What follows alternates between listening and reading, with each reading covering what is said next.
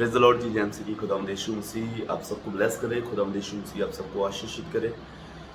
और मैं विश्वास करता हूँ कि आप सब जन ठीक ठाक हैं और प्रभु के अनुग्रह में आप सब जन चल रहे हैं। आइए हम छोटी सी प्रार्थना करेंगे और उसके बाद हम लोग खुदावंद के कलाम की कुछ बातें सीखने के लिए जा रहे हैं। और आज का जो टॉपिक है वो है आत्मिक रीति में बढ़ना। आज के समय में बहुत से लोग जो हैं वो दुनियावी रीति में बढ़ना चाहते हैं, अपने बिजनेस में ग्रो करना चाहते हैं, अपनी फैमिली में बढ़ना चाहते हैं, अपने पैसे में बढ़ना चाहते हैं, बैंक बैलेंस में बढ़ना चाहते हैं। लेकिन आज हम सीखने के लिए जा रहे हैं कि आत्मिक रीति में कैसे बढ़े। एक छोटी सी प्रार्थना करते हैं, उसके बाद शुरू करेंगे, ठीक है जी। स्वर्गीय पिता, आपका धन्यवाद करते हैं प्रभु, आपके नाम की महिमा करते हैं खुदा, सारा इज्जत जलाल आपके नाम को मिले प्रभु यीशु मसीह। आज का जो वचन बोया जाए खुदा, वो 100 गुना फल लेके आए खुदा। तेरे लोग यीशु के नाम में ब्लेस हो जाए, तेरे लोग यीशु के नाम में अनॉइंटिंग में भरे खुदा, अपने जलाल में, अपने अभिषेक में कवर कर ले खुदा। मैं धन्यवाद करता हूँ खुदा यीशु के सामर्थी नाम में, आमीन। सो एक बार फिर से मैं पास्टर गिल आप सबका स्वागत करता हूँ आज के इस लाइव में। और अगर आप पहली बार हमारे चैनल पर आज आ रहे हैं तो सब्सक्राइब जरूर कर लें, क्योंकि हम लोग ऐसी वीडियो बनाते रहते हैं कि जिसमें आपको जो है बाइबल के बारे में जो है वो शिक्षण मिल सके। और बाइबल का जो शिक्षण है वो हमारी लाइफ में क्यों जरूरी है, ये आज के समय में सब लोग जो हैं वो गलत शिक्षाओं की तरफ भी जा रहे हैं। बाइबल में लिखा है कि आने वाले दिनों में बहुत सी गलत शिक्षाएं आ जाएंगी। छोटी छोटी बातों को लेकर के लोग विवाद खड़ा करेंगे, छोटी छोटी बातों को लेकर के बड़े बड़े हल्ले गुल्ले होंगे, बहुत से विवाद खड़े हो जाएंगे। तो उसके लिए हमें क्या होना चाहिए कि हमें बाइबल के शिक्षण में बहुत ज्यादा मजबूती से चलना चाहिए, बहुत ज्यादा अनॉइंटिंग से बढ़ना चाहिए, जलाल में बढ़ना चाहिए परमेश्वर के। हालेलुया। और ये सब कुछ जो है हमें खुदावंद के अभिषेक में बढ़ना है, अनॉइंटिंग में बढ़ना है। ये सब कुछ जो है हमें बिब्लिकल जो गहराई है उसके बिना नहीं हो सकता। हमें जो है बाइबल का अच्छा ज्ञान जो है हमारी लाइफ में, मेरे अजीज, बहुत जरूरी है। हालेलुया। आइए हम लोग जो एक वचन पढ़ेंगे, ये लिखा हुआ है पहला पत्रस उसका 2 अध्याय उसका 1 वचन से 3 वचन तक पढ़ेंगे, ठीक है जी। सो आप अगर आपके पास बाइबल है तो जरूर आप अपनी बाइबल को निकालें। मैं हर बार बोलता हूँ कि एक विश्वासी के हाथ में बाइबल जरूर होनी चाहिए जब वो वचन सुन रहा है। ऐसे आप सुनेंगे तो आपको जो है वो समझ में नहीं आएगा। मैं जब फर्स्ट सेंचुरी के चर्च के बारे में हम लोग सोचते हैं, सुनते हैं, तो जो फर्स्ट सेंचुरी का चर्च था वो क्यों ज़्यादा ब्लेस्ड था। बहुत से लोग जब एग्जाम्पल देते हैं तो फर्स्ट सेंचुरी चर्च के बारे में एग्जाम्पल लेते हैं, जो 21st सेंचुरी चर्च है। तो जो पहले सदी का चर्च था उसमें फ़र्क क्या था, क्या उसमें ज़्यादा था हमसे, क्या ब्लेसिंग थी हमें। वो लोग वचन को सुनते थे और अपने घरों में जा कर के उनके जो स्क्रोल होते थे, उनके पास जो मिनी बाइबल्स जैसे स्क्रोल होने, कहीं पर उन्होंने लिखा हुआ होना, तो वो लोग क्या करते थे, वहां पर जाकर के सर्च करते थे कि जो पास्टर साहब ने प्रीच किया है, जो हमारे रब्बई ने प्रीच किया है, जो हमारे जाजक ने प्रीच किया है, क्या वो सही है, क्या वो हमारे मीन्स के बाइबल में से है, क्या वो परमेश्वर का शिक्षण है। आज क्या है कि आज एक बंदे ने कोई बात बोल दी, एक बंदे ने बोल दिया, हम लोग नहीं बाइबल को ढूंढेंगे, हम लोग उस बात को पकड़कर इतना उसको अपनी अपनी जिंदगी में पहले लेकर के बाद में बाइबल पढ़ेंगे, पहले उसको समझ लेंगे बाद में बाइबल पढ़ेंगे। हम लोग तो हमारी जिंदगी में क्या होता है, हम बाइबल को गलत रीति से पढ़ना शुरू कर दें। हालेलुया। कुछ ही दिन पहले मैं एक ब्रदर से मिला था जो बाइबल को किसी दूसरे से सुनकर आया और उसके अकॉर्डिंग जो है बाइबल को तोड़ मरोड़ने की कोशिश कर रहा है। हालेलुया। सो क्या होना चाहिए हमारी जिंदगी में, आप अच्छे से समझिए, अपने आप को बाइबल से मिलाना है। इवन कि मैं आपको शिक्षण दे रहा हूं, इसको अपने बाइबल से मिलाना है। अगर मेरा शिक्षण बिब्लिकल नहीं है, अगर मेरी शिक्षा बिब्लिकल नहीं है तो आपको रिजेक्ट करना है। हालेलुया। और अगर कोई भी किसी प्रचारक का मुंह ना देखे, किसी इंसान का मुंह ना देखे कि वो इतना फेमस है, वो गलत कैसे बोल सकता है, वो इतना मशहूर है, वो गलत कैसे बोल सकता है। हालेलुया। अगर आप किसी का फेस देखेंगे तो आप जो है वो गलत शिक्षाओं में पड़ जाएंगे, आप गलत शिक्षाओं में चले जाएंगे। किसी का फेस देख करके प्रचार ना सुने, उनके शब्दों की ओर ध्यान दें, उनकी वर्डिंग की ओर ध्यान दें और उनके हर एक वर्ड को, उनके हर एक शब्द को आप बाइबल से मैच करें। अगर वो बाइबल से मैच नहीं करता है, अगर वो बाइबल से उसकी मैचिंग नहीं है, तो वो बिब्लिकल नहीं है। हालेलुया।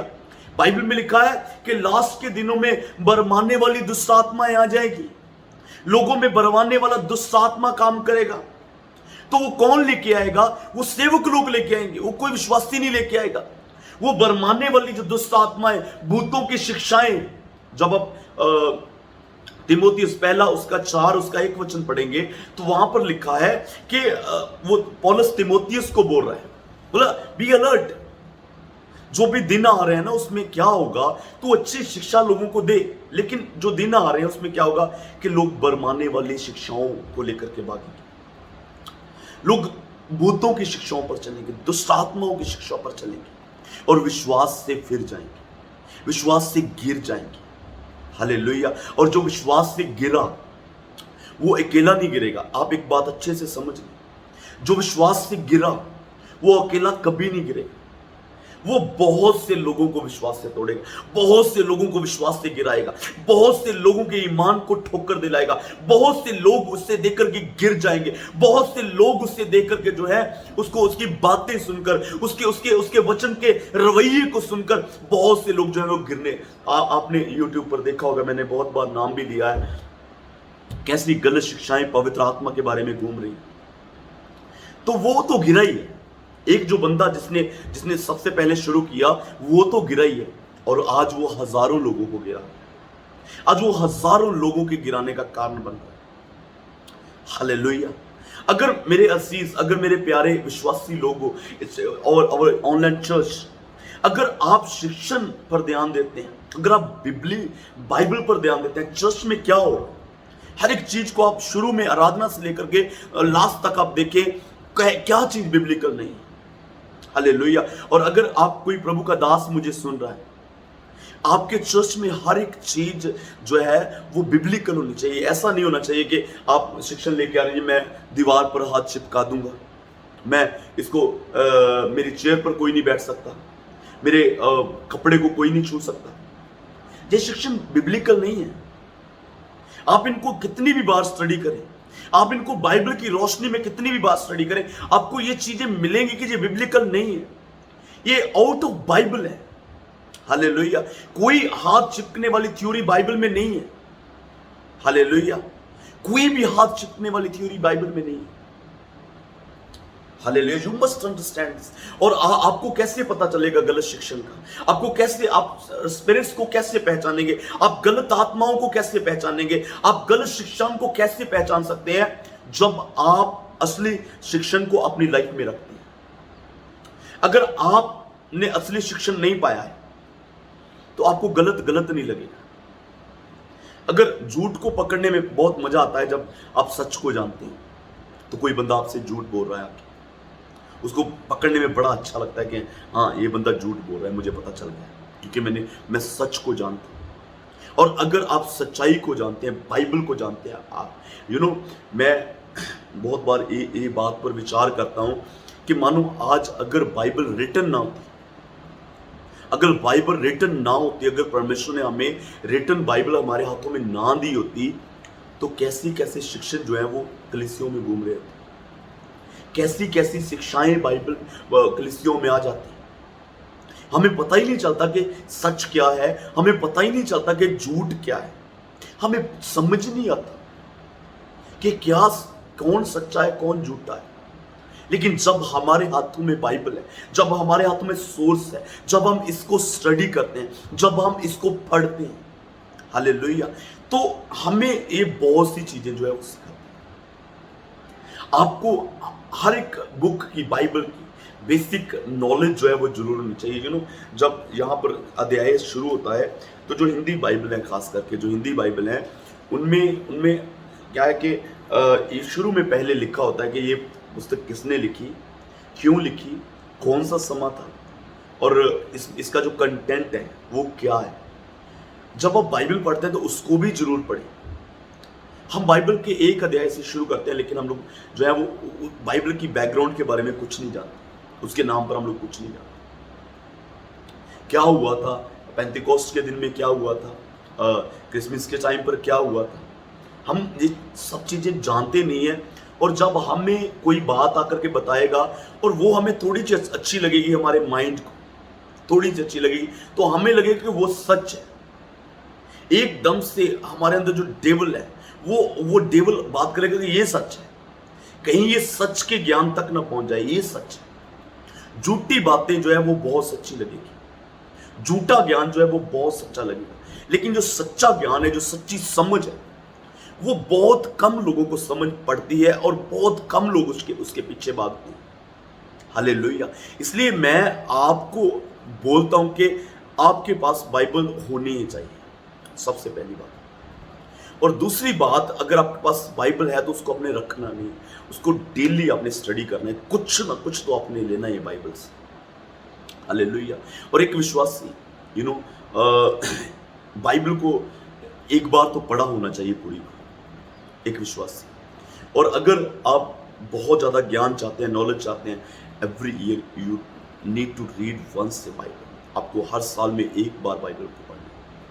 हालेलुया। और अगर आपके पास कम टाइम है, मैं भी बाइबल के साथ बहुत समय बिताता हूँ मैं बाइबल के, और मैं भी 2 बार मैंने कंप्लीट बाइबल पढ़ी हुई है, लेकिन मैं उसको अभी जैसे स्टडी करता हूँ, एक एक वर्स, 2-2 वर्स करके मैं उसको डीपली उसको स्टडी करता हूँ, सर्च करता हूँ, उसके ऊपर मैं डिक्शनरीज में जो मेरे पास पढ़ी हुई है, मैं उसके ऊपर उसका हमेशा रिसर्च करता रहता हूँ कि उसकी गहराई क्या है। उसके लिए प्रार्थना करता हूँ कि प्रभु मुझे बता कि इस वचन की गहराई क्या है, ये वचन क्यों लिखा गया, और इस वचन को मैं अपनी लाइफ में कैसे ले सकता हूँ, इस वचन को अपनी जिंदगी में कैसे समझ सकता हूँ। और अगर मैं उसको अपनी जिंदगी के ऊपर अप्लाई नहीं कर सकता तो दूसरे कैसे करेंगे अप्लाई। हालेलुया। आज ये भी बहुत बड़ी प्रॉब्लम है कि जो पास्टर लोग हैं वो वचन को अपने ऊपर अप्लाई नहीं करते, दूसरों के ऊपर अप्लाई करने की कोशिश करते हैं। हालेलुया। उससे क्या होता है कि जो बोलने वाला है वो कुछ अंदर से और होता है, और जो बाहर सुन रहे होते हैं वो कुछ और होते हैं, और जो हमारे लफ्ज होते हैं वो हमारे करैक्टर से मैच नहीं कर रहे होते हैं। हालेलुया। और आप इस बात को अच्छे से जाने, अच्छे से समझे कि बाइबल का जो ज्ञान है वो हमारे अंदर होना चाहिए। हालेलुया। और बाइबल का ज्ञान हमारे अंदर कैसे आएगा, बाइबल की समझ हमारे अंदर कैसे आएगी, जब हम इस बाइबल को पढ़ेंगे। ये कोई एप्लीकेशन इंस्टॉलमेंट नहीं है कि हमारे अंदर ऑटोमेटिक बाइबल जो है वो आ जाएगी और डेली डेली हमारे अंदर जो है वो उसका ज्ञान बढ़ता जाएगा, ये ऐसा नहीं। मैं बहुत बार बोलता हूँ कि मसीहत ही ऑटोमेटिक नहीं है। मसीहत जो है वो हमें मसीहत को रोज बर रोज, हर रोज हमें मसीहत में बढ़ना पड़ता है, उसको केयर करना पड़ता है। जैसे एक पेड़ हम लोग, एक छोटा सा पौधा हम लोग अपने घर में लगा लेते हैं, एक छोटा सा बीज हमारे घर में लगा लेते हैं, तो हम इस आस पर नहीं रह सकते कि ये ऑटोमेटिक बढ़ेगा।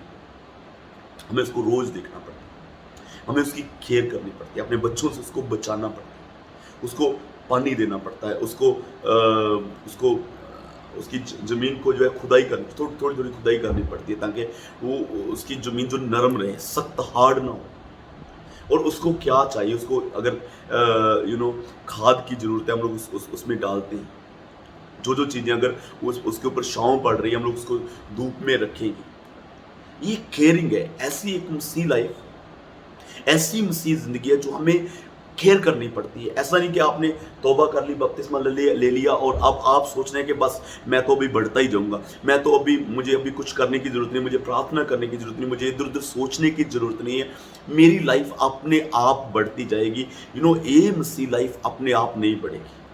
कभी कभी हम लोग पास्टर के प्रेशर में रहते हैं, पास्टर बोलते हैं प्रार्थना करो, तभी हम लोग प्रार्थना करते हैं। कुछ लोग इसको भी लेकर के बोलते हैं कि ये क्या होना चाहिए। बट अगर हम लोग किसी के बोलने से, मानो मैं आपको बोल रहा हूँ कि आप प्रार्थना करनी है, अगर मेरे बोलने से आप प्रार्थना करना शुरू कर दें तो एक समय आएगा जब आपको कोई भी नहीं बोलेगा और आप प्रार्थना करते रहेंगे। लेकिन जब आपको बोलेगा नहीं कोई, हालेलुया, तो मानो एक बच्चे को हम लोग परवरिश कर रहे हैं, उसको अच्छी आदतें या वो दबा से डालते हैं। अगर अच्छे संस्कार उसको देने, अगर अच्छा शिक्षण उसको देना है तो आपको प्रेशर डालना पड़ेगा। इंग्लिश जो स्कूल होते हैं, जो सरकारी स्कूल होते हैं हमारे पंजाब में, जो सरकारी स्कूल है वहाँ पर, जो गवर्नमेंट स्कूल है उनमें टीचर लोगों का इतना प्रेशर नहीं होता बच्चों पर, और वो क्या करते हैं। और जो प्राइवेट स्कूल होते हैं वहाँ पर ऑफ कोर्स फीस ज़्यादा होती है, एडमिशन ज़्यादा होती है, खर्चा ज़्यादा होता है, लेकिन उसमें एडवांटेज क्या है, वो प्रेशर बहुत ज़्यादा होता है बच्चों को, और वो उस अंडर प्रेशर है वो लोग लर्न करते हैं, चाहे मजबूरी में वो लोग सीखना शुरू कर देते हैं, लेकिन वो सीखते हैं, वो समझना शुरू करते हैं। हालेलुया। और सुने, हम लोग वचन की ओर जाएंगे, आत्मिक रीति में कैसे बढ़ना है। जैसे हमारा शारीरिक रीति में बढ़ना जरूरी है, हमारी हाइट कितनी बढ़नी चाहिए, हम लोग पहले से ही अपने बच्चों के बारे में सोचते हैं ये सारी चीजें। इसका वेट कितना होना चाहिए, इसका हाइट कितनी होनी चाहिए, ये कितना मोटा होना चाहिए, ये सब चीजें हम लोग जो है वो सोचते रहते हैं अपने बच्चों के विषय में। ये हम लोग घर में बातें करेंगे, और वैसे ही जैसे एक शरीर बढ़ता है वैसे हमारी आत्मिक जिंदगी भी बढ़नी चाहिए, वैसे हमारी आत्मिक जिंदगी भी है जिसका ग्रोथ होना बहुत ज्यादा जरूरी है। हालेलुया। अगर आपकी आत्मिक जिंदगी नहीं बढ़ रही, अगर आपकी आत्मिक जिंदगी ग्रो नहीं कर रही, अगर आपकी आत्मिक जिंदगी वहीं पर रुकी है, इट मीन यू आर अब नॉर्मल। आपको आपको उसका केयर करने की जरूरत है। एक मानो हमारा पूरी बॉडी बढ़ रही है, एक हाथ नहीं बढ़ रहा उसका, तो हम लोग कितने चिंतित रहते हैं उसके लिए। हालेलुया। सेम वे हमारी जो स्पिरिचुअल लाइफ है, हमारी जो आत्मिक जिंदगी है, वो कितनी बढ़नी चाहिए, कैसे वो इंक्रीज होनी चाहिए, किन किन बातों से वो बढ़नी है, कैसे हमको अपनी आत्मिक जिंदगी की केयर करनी है, ये सब चीजें बाइबल में लिखी हुई हैं। लेकिन उसके लिए हमें उसको सर्च करना पड़ता है, उसके लिए हमें उसको पढ़ना पड़ता है। हालेलुया। आइए हम लोग एक वचन को पढ़ेंगे, पहला पतरस उसका 2 अध्याय उसका 1 वचन। अगर आपके पास अभी बाइबल है तो आप प्लीज अपनी बाइबल को निकाल ले और आप भी मेरे साथ पढ़े। पहला पतरस उसका 2 अध्याय उसका 1 वचन लिखा है, अगर आप आत्मिक रीति में बढ़ना चाहते हैं। लिखा है, इसलिए सब प्रकार का बैर भाव और छल और कपट और डाह और निंदा को दूर करके, अगर आप आत्मिक रीति में बढ़ना चाहते हैं, if you want to grow spiritually, आपका जितना स्पिरिचुअल आत्मिक जिंदगी का ग्रोथ होगा, आपका लेवल, आपका समझने का लेवल, आपका वचन को अपनी जिंदगी में लेने का लेवल जितना हाई होगा, उतना आप जो है वो वचन को ज्यादा समझ सकते हैं, प्रार्थना आप ज्यादा कर सकते हैं। लेकिन अगर आपका लेवल लो है, you can't understand the word of God, आप परमेश्वर के वचन को नहीं समझ पाएंगे। और हमारे आत्मिक जिंदगी कैसे ग्रो करती है, हमारी आत्मिक जिंदगी कैसे ग्रो करती है, जब हम लोग परमेश्वर के साथ सेपरेट टाइम निकालते हैं, जब हम लोग प्रार्थना करते हैं, एक सेपरेट हम लोग टाइम निकाल रहे हैं परमेश्वर के लिए, एक सेपरेट टाइम में हम लोग बैठे हुए हैं परमेश्वर के साथ, हम लोग प्रार्थना कर रहे हैं, हम लोग प्रार्थना में बैठे हुए हैं, that is the time spending with Jesus Christ. Hallelujah. और हमें प्रार्थना, बाइबल रीडिंग, ये इक्वली हमें रखना है। कुछ लोग अपनी लाइफ में जो है वो वचन को फॉलो बहुत ज़्यादा सुनते हैं, बहुत ज़्यादा वचन को सुनेंगे कि वचन सुन लो, यूट्यूब पर इसका सुन लो, उसका सुन लो, तीसरे का सुन लो, चौथे, जितने आते जा रहे हैं, चार्जर फ़ोन में लगाया हुआ है और कंटिन्यू हम लोग वचन सुन रहे हैं। एक वचन निकल गया अभी, एक पास्टर बेनिन का वचन सुन लिया, उसके बाद पास्टर क्रिफो डॉलर का सुन लिया, उसके बाद जैक कॉनन का सुन लिया, उसके बाद योसेफ प्रिंस का सुन लिया, जॉयल ऑस्टिन का सुन लिया, पॉल वॉशर का सुन लिया, उसके बाद टीडी जैक्स आ गया, जो आते गए बस सुनते गए हम। सेम इन पंजाबी प्रचार, जो आता गया, हम लोग नहीं सोचते कि उसका शिक्षण क्या है। बाइबल का प्रचार सेम है, लेकिन हर पास्टर का शिक्षण जो है, हर पास्टर की तालीम जो है वो अलग है। क्यों हम लोग कुछ चर्चेस ग्रो करते हैं और कुछ चर्चेस ग्रो नहीं करते? शिक्षण, तालीम में फर्क होता है। पवित्र आत्मा के विषय में जो पास्टर सोचेगा, वो लोगों को पवित्र आत्मा के विषय में सेम सोचने के लिए मजबूर करेगा दूसरे लोगों को। पाप के विषय में जैसे एक पास्टर सोचता है, वैसे ही वो मजबूर करेगा कि दूसरे लोग भी सोचें। हालेलुया। हम लोग खुदावंत के प्रति क्या सोचते हैं? पास्टर वही दूसरों को मजबूर करेंगे कि आप भी ऐसा ही सोचो। प्रार्थना के विषय में मैं क्या सोचता हूं, मैं लोगों को बोलूंगा कि यही प्रार्थना है, ऐसे ही करनी है। अगर मैं प्रार्थना 2-4 मिनट मैं प्रार्थना कर रहा हूं, तो मैं क्यों बोलूंगा लोगों को ज्यादा प्रार्थना करने, क्योंकि मेरे अंदर वो है ही नहीं कि मैं लोगों को बोल सकूं, मैं लोगों को बता सकूं कि ज्यादा प्रार्थना करें। हालेलुया। ये सब चीजें जो है पास्टर के ऊपर बहुत सी चीजें डिपेंड करती हैं। वो शिक्षण, ये है शिक्षण। इसलिए मैं आपको तालीम और प्रचार 2 चीजें बता रहा हूं। हालेलुया। और अगर आप प्रचार सुनेंगे उसमें फर्क होगा, तालीम सुनेंगे उसमें फर्क होगा। हालेलुया। और सुने, ये लिखा है आत्मिक रीति में बढ़ना है। अगर आप स्पिरिचुअली ग्रो करना चाहते हैं तो आपको अपनी जिंदगी में सबसे पहले जो वैर भाव है, जो किसी के प्रति हम लोग बैर रखते हैं अपने माइंड में, उसको बोलते नहीं, लेकिन माइंड में चीजें हैं, माइंड में सोच है, माइंड में उनके प्रति बैर है, उनको बोला नहीं कभी भी, उनको डायरेक्टली कभी जाकर नहीं बोला कि हम तुमसे गुस्सा है, तुमसे नाराज है, तुमसे ये वो, कुछ नहीं बोला। लेकिन जस्ट हम लोग अपने माइंड में सोच के रखे हैं कि वो अच्छा नहीं है, वो उसका कुछ एक्सीडेंट हो जाए, उनके बच्चा ना हो, उनके ये बैर है, बैर भाव। हमारे अंदर जो विचार हम लोग रखते हैं कि वो ग्रो नहीं करना चाहिए। अगर कोई ग्रो कर रहा है, हम लोग निराश होंगे, हम लोग उदास होंगे, हम लोग उनको कांग्रेस तो बोलेंगे, लेकिन दिल से नहीं। हालेलुया। और अगर उनका कोई नुकसान हो गया, उनकी डेथ हो गई, उनका कोई टूट गया, कुछ उनका मानो एक्सीडेंट हो गया, कुछ गाड़ी टूट गई या कुछ हो गया ऐसा, हम लोग वो पता लेने के लिए जाएंगे, हम लोग उनको बुलाने के लिए जाएंगे वहां पर, लेकिन हम लोग अंदर से खुश होंगे, हमारे अंदर बैर है। और इन चीजों से परमेश्वर सख्त नफरत करता है। इन चीजों को परमेश्वर बोलता है कि you are not at all Christian. अगर तू ऐसी चीजें अपने अंदर रख रहा है, अगर ऐसे विचार तेरे अंदर हैं, अगर तू ये सब चीजों को पकड़ के लेके बैठा हुआ है, you are not at all Christian. तू मसीह नहीं है, तू खुदावंद का जन नहीं है।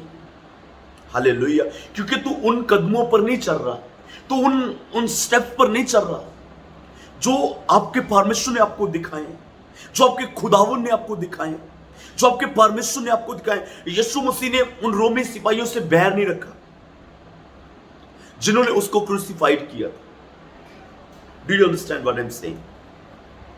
क्या आप समझ रहे हैं मेरी बात? यीशु मसीह ने उन लोगों से बैर नहीं रखा जिन्होंने उसे क्रूसिफाइड किया। यीशु मसीह ने कहा, हे पिता, इनको माफ कर, क्योंकि ये नहीं जानते ये क्या कर रहे हैं। आप इसके विषय में जस्ट गहराई से सोचें कि क्या यीशु मसीह वहां पर झूठी प्रार्थना कर रहा था,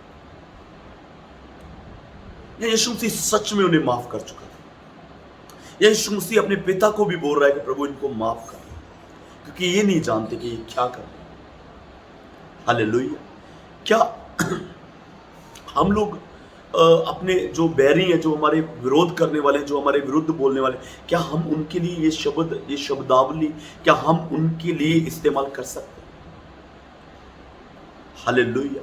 अगर मुंह से हम लोग बैर निकाल दिया, हम लोग बोला, उसने सॉरी बोला, इट्स ओके, फाइन, ठीक है, लेकिन अंदर हमारे जो है वो वही पुरानी बातें फंसी। मैं आपको एक एग्जांपल बताता हूं।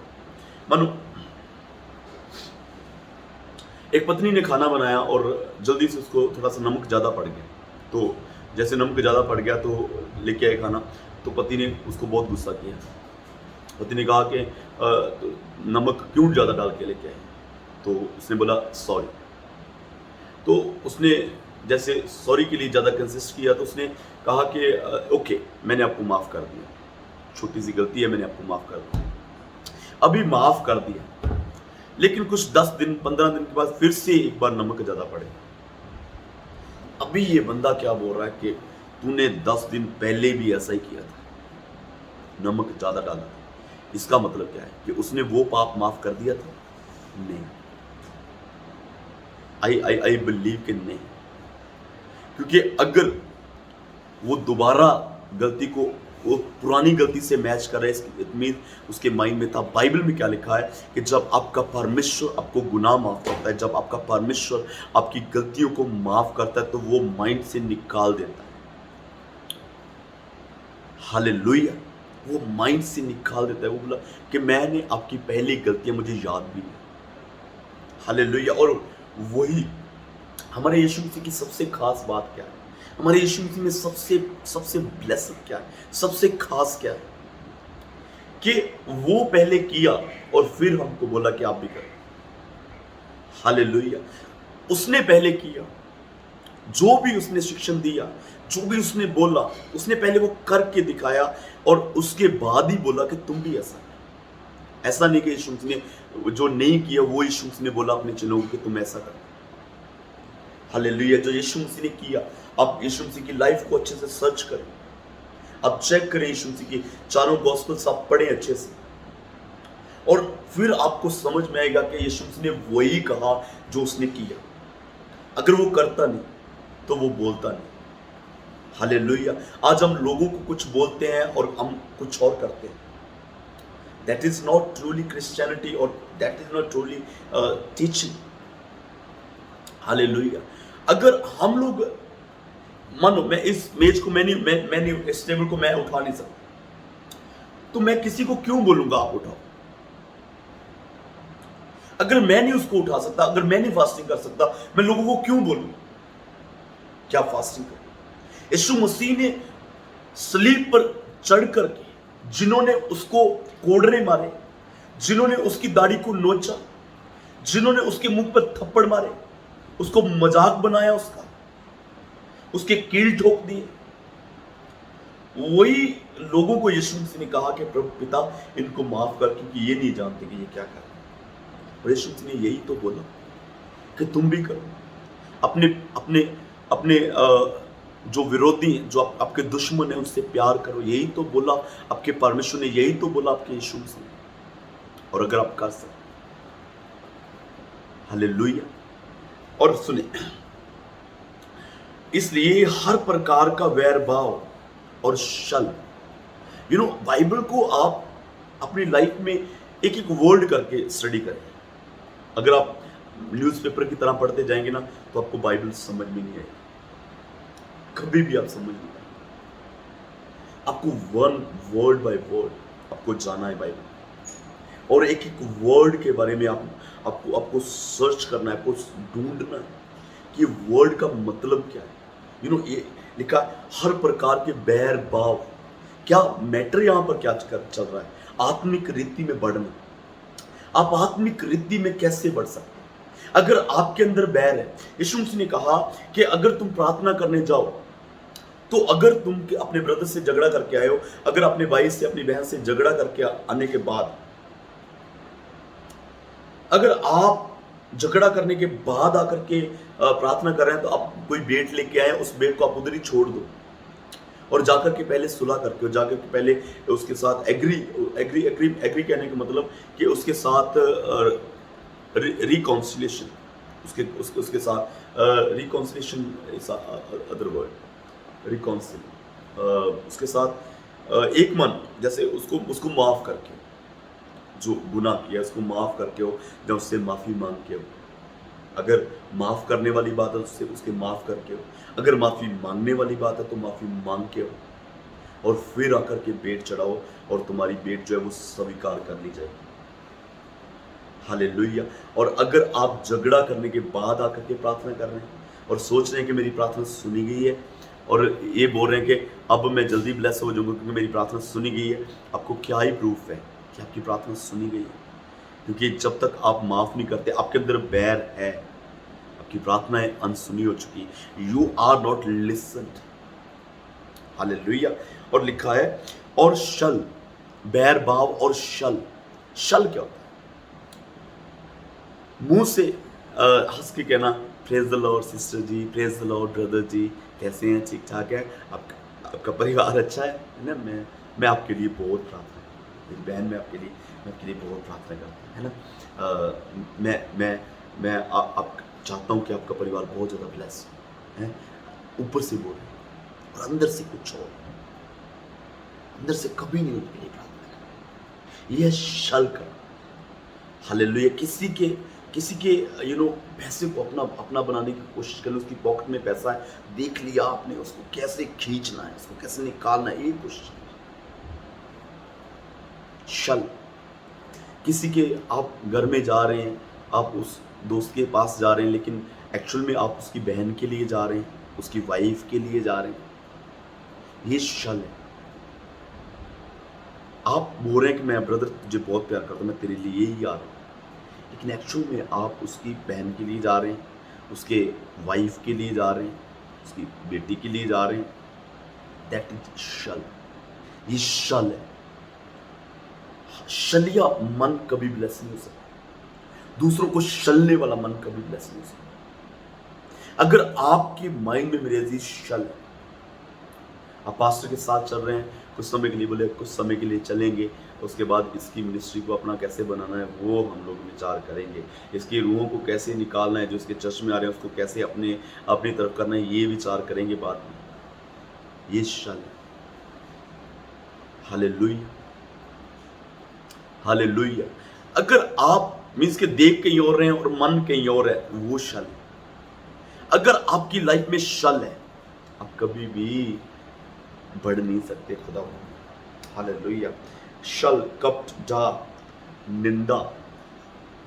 कोई इंसान चुगली करने वाला, मैं आपको बड़ी गारंटी के साथ बोल सकता हूं कि वैर रखने वाला, शल करने वाला, कपट करने वाला और चुगली करने वाला, किसी की बुराई करने वाला अपनी लाइफ में कहीं नहीं जाने वाला, कभी नहीं ब्लेस होगा। आप इस बात को लिख लें, नोट कर लें, कभी नहीं ब्लेस होगा।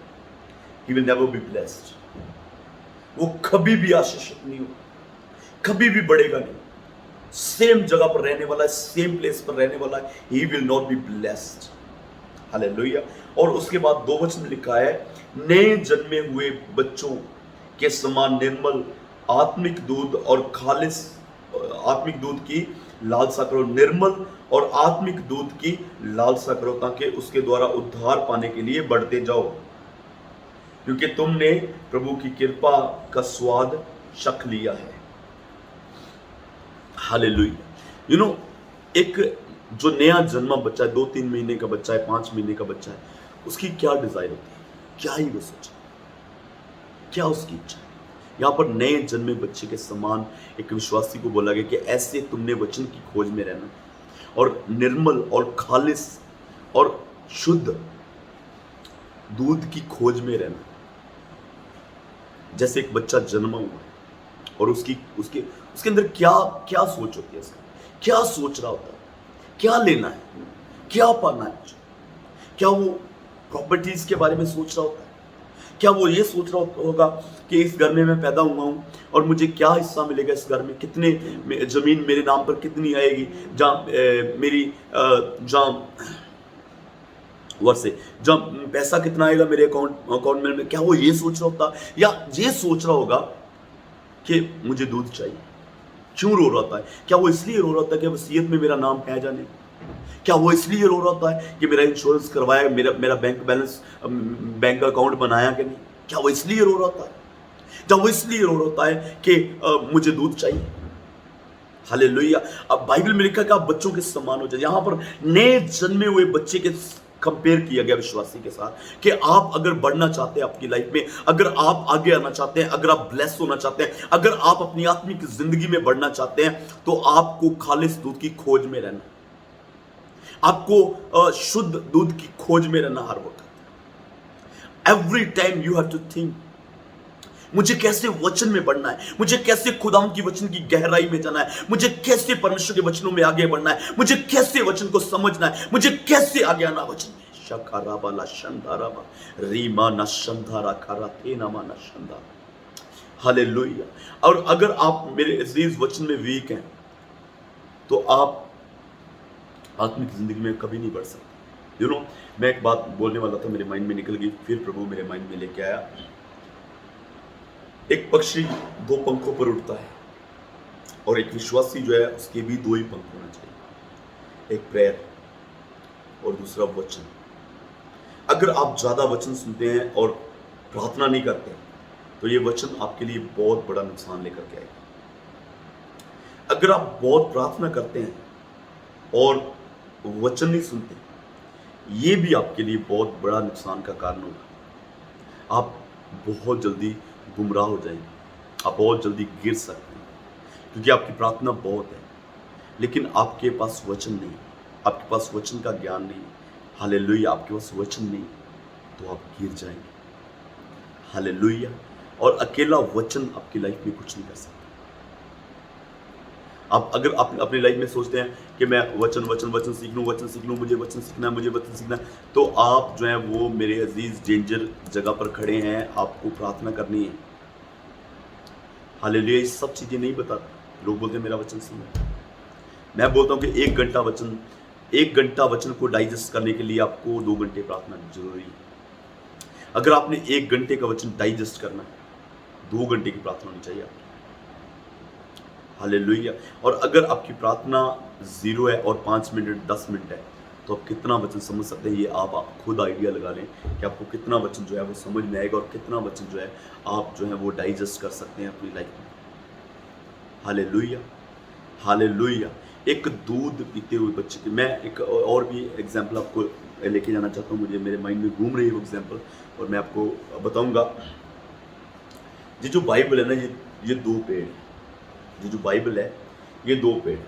मैंने जब किससे पूछा तो उन्होंने बोला कि एक पुराना नीम है और एक नया नीम। नहीं, ऐसा नहीं। ये बाइबल जो है वो 2 पेड़ है। एक ये जो पेड़ है बाइबल, एक तो ये ज्ञान का पेड़ है, इससे ज्यादा ज्ञान आपको कहीं नहीं मिलेगा। और दूसरा ये जीवन का पेड़ है। और आप जो चाहते हैं ये बाइबल आपको वही देगी। अगर आप ज्ञान लेना चाहते हैं तो बाइबल आपको ज्ञान देगी।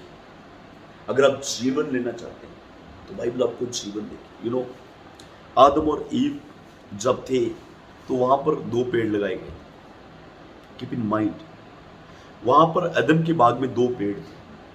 एक जो पेड़ था वो जीवन का पेड़ था और दूसरा जो पेड़ था वो ज्ञान का पेड़ था, भले बुरे की समझ वाला पेड़, ज्ञान का पेड़। और आदम और ईव ने क्या खाया? शैतान ने उसको क्या खाने के लिए उकसाया? जीवन का पेड़ खाने के लिए। क्या वो जीवन का पेड़ भी उधर ही था? शैतान वहां पर उनको उकसाने के लिए आया, शैतान उनको गुमराह करने के लिए आया। शैतान ने उनको कौन से पेड़ के पास लेके गया? जीवन के पेड़ के पास नहीं लेके गया, उनको ज्ञान के पेड़ के पास लेके। ज्ञान ले ले, समझ ले। जीवन की क्या बात है, वो तो तुझे मिल ही जाएगा। तू ज्ञान इकट्ठा कर। और प्रार्थना नहीं होती, पवित्र आत्मा की गाइडेंस नहीं है, सिर्फ ज्ञान आपको नाश करे। हालेलुया। और मैं एक पास्टर होने के नाते, मैं प्रभु का दास होने के नाते आपको मेरे असीस बताना चाहता हूं, क्या प्रार्थना और वचन के लेवल को इक्वल रखें। आमीन। हालेलुया। और तीसरी बात, क्योंकि तुमने प्रभु की कृपा का स्वाद चखा। जब आप इन सब चीजों से दूर, वैर विरोध से दूर चले जाते हैं और वचन के पीछे भागना शुरू कर देते हैं, तब भी आप परमेश्वर की कृपा का जो है वो स्वाद चख लेते हैं। हालेलुया। और मैं आपको ओल्ड टेस्टमेंट के वर्ड मैं लास्ट बात को बताना चाहता हूँ। अगर आप सुन रहे हैं अभी राइट नो, अगर आप परेशान हैं, दुखी हैं, तो आपको मैं एक छोटे से वर्ड से इंकरेज करना चाहता हूँ। यीशु मसीह ने निर्गमन उसका एक्सोडस उसका 3 अध्याय उसका 7 वचन में यीशु परमेश्वर ने, हमारे परमेश्वर ने मूसा से बात की। और मूसा से जब वो बात कर रहा था तो उसने क्या कहा कि मैंने अपने लोगों के दुख को देखा। मैंने अपने लोगों के दुख को देखा है। अगर आपको लगता है कि मेरे दुख को कोई नहीं देखता, निकाल दे माइंड से। आपका परमेश्वर बोल रहा है कि मैंने तेरे दुख को देख लिया। दूसरी बात, मैंने उनकी दुहाई को सुना। अगर आप सोच रहे हैं कि मेरी दुहाई को कौन सुन रहा है, मेरी दुआओं को कौन सुन रहा है, आज आप नोट कर लें कि आपका परमेश्वर अपनी दुआओं को सुन रहा है। तीसरी बात, बोला कि मैं उतर आया हूं उनको छुड़ाने के लिए। आपका परमेश्वर जब आप दुख में हैं, रो रहे हैं, दुहाई दे रहे हैं, तुरंत एक्शन में आ जाता है। मैं उतर आया हूं छुड़ाने के लिए। हालेलुया।